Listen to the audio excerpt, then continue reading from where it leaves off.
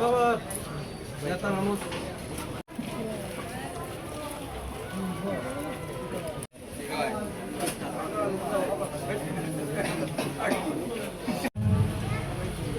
মাঝে উপস্থিত হয়েছেন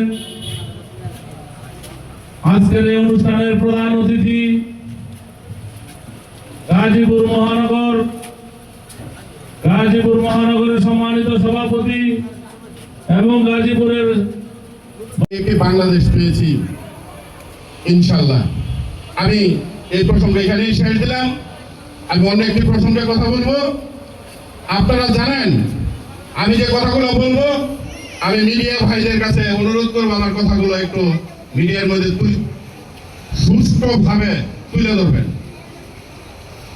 আপনারা কালকে দেখেছেন আমাদের 1 নং ওয়ার্ডে এক কুলাঙ্গার এক্সপোর্টের পোলা যে বাডু নামে পরিচিত, এনা মেম্বার নামে পরিচিত, যে কিনা বাটপার সিটার, এই এলাকার বাটপার এবং সিটার নামে পরিচিত।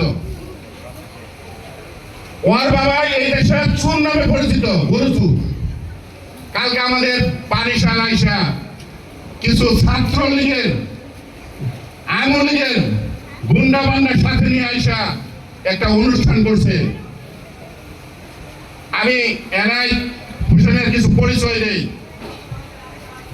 5ই আগস্টের পরে আমাদের সম্মানিত সেক্রেটারি আলম ভাই ও স্বার্থের বিনিময়ে বিভিন্ন অফিস দখলের মাধ্যমে আলম ভাইয়ের মাথা ফাটাইছে। ও আশিক আমাদের ছাত্র নেতা ছিল, আশিকের বাড়িতে হামলা করে ওই বাড়িতে আগুন জ্বালিয়ে দিয়েছে। ও গতকাল এখানে বক্তব্য দিয়েছে আমাদের পানিশালের গর্ব, পানিশালের অহংকার রহিম খান, যিনি বারবার নির্বাচিত হয়েছিলেন, কিন্তু আমলের সরকার তার সেই নির্বাচিত ঘোষণা করে নাই, নির্বাচিত করেছে তাদের নিজস্ব দলের লোকদেরকে। আপনারা কি আমার সাথে একমত? সে বলে কে নাকি বলছে সে মূর্খ, কোন নেতাই নাকি বলছে। আমি তার মাধ্যমে জানতে চাই যে নেতা বক্তব্য দিচ্ছে সে মূর্খ, যে বক্তব্য দিচ্ছে সে কতটুকু শিক্ষিত, তার ফ্যামিলিতে মেট্রিক পাস করার লোক আছে কিনা? আছে? আপনারা বলেন আছে? নাই। এই রহিম খানকে সে সাবধান হয়ে যাইতে বলে। সে কি বুঝাইতে চায়, কি সাবধান হয়ে যাইতে বলে? আমরা রেডি আছি, পানিশালবাসী আমরা রেডি আছি। আমি এই এনএস মেম্বারকে আপনাদের মাধ্যমে জানিয়ে দিতে চাই, এই বাটপারকে জানিয়ে দিতে চাই, আমরা জুতার মালে রেডি রাখছি, আপনাকে পরে দেবো ইনশাল্লাহ রহিম খানের পক্ষ থেকে।